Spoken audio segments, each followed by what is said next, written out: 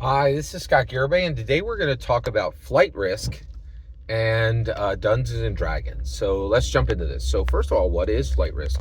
It's an unreleased movie. So all we have right now is the trailer, and it's a very simple story. Right? It's a small prop plane that is it's non-genre. So this story is non-genre. It's not science fiction or fantasy. It's contemporary fiction, right?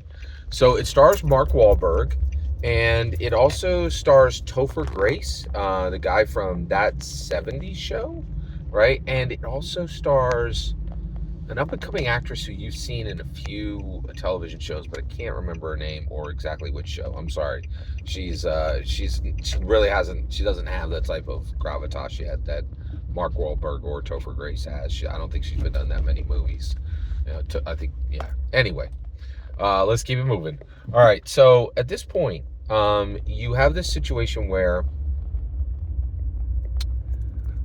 so this film it's a small stakes film, okay, and the concept is small prop propeller plane goes up in the air transporting a prisoner, okay, and there's an FBI agent, and there's the prisoner, and there's the pilot.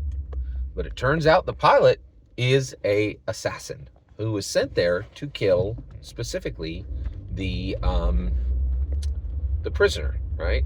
But this is getting complicated because neither the pilot nor the prisoner can pilot the plane now. But the only person who can pilot the plane is Mark Wahlberg. He's playing the assassin, and then if he dies, they all die. But he's trying to kill one person in the crew, and so it's very significant. It's a very significant. So it's a tight, small stakes story, right? And what's interesting is this is coming out in January 2025. And I was like, why are you advertising this now? And I was like, oh my gosh, it's September. Oh my gosh, it's October. I'm sorry, it's October, right? Like, I can't believe how how quickly time is going. But I'm looking forward to this film. It's definitely on my list. But when I watched the trailer, I was like, oh, this looks like a fantastic small stakes film, right? And then I was like, why is Mark Wahlberg in this movie though? And I was like, oh, I know why. They probably shot this in a week to a month, right? And because it has so few characters, it was probably very cheap to make. But this thing probably cost 25 million, maybe 50. If it's going to make 100, 150. If it blows up, it could make 500 million, right? It's, and so this thing's going to make bank. It's going to make triple its budget back almost certainly, right? And so the reason that Hollywood tells small stakes films is for money.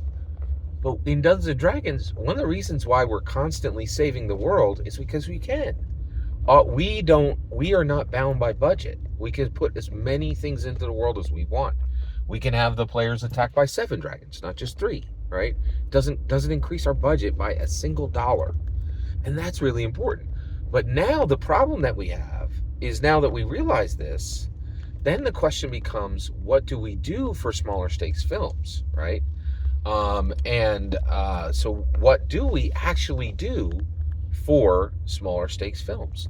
And that becomes very interesting. Right?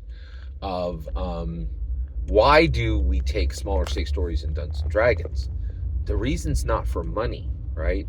The reasons for us could be variance, right? Like if you're running a Let's Save the World every single campaign, that gets old. So you might want to reduce the scale, reduce the number of non-player characters, reduce the number of locations, simply for variance. The other thing is clarity of message. If you're on this channel, you know, we don't run Dungeons and Dragons for fun. We run Dungeons and Dragons to deliver a message, and that message should help the person on the other end of that message grow, learn, or change, or even transform, right? So we might choose a smaller stakes narrative specifically for the purpose of making the message clear, in my humble opinion. Every single word you just heard is my humble opinion. The important part is when I get to hear your humble opinion, when you get in the comments and send your traffic. Please consider liking and subscribing, and have a fetch millennium.